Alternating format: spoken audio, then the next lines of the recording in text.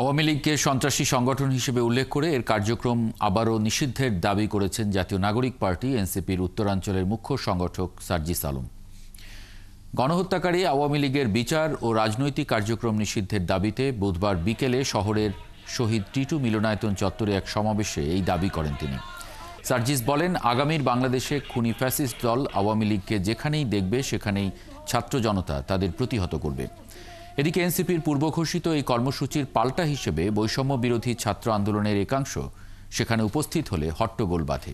এক পর্যায়ে এনসিপির কর্মীরা তাদের ধাওয়া দেয়। পরে সার্জিস আলমের বক্তব্য শেষে শহরে একটি মিছিল বের হয়।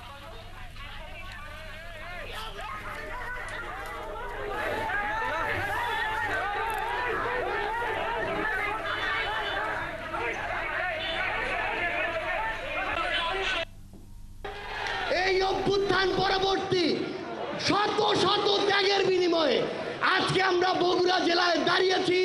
যেই দাবিটি নিয়ে সেটি হচ্ছে আওয়ামী লীগ এবং হাসিনা তার সকল রাজনৈতিক কর্মকাণ্ড নিষিদ্ধের দাবিতে আজকে এই রণক্ষেত্র বগুড়ার মাটিতে দাঁড়িয়েছি।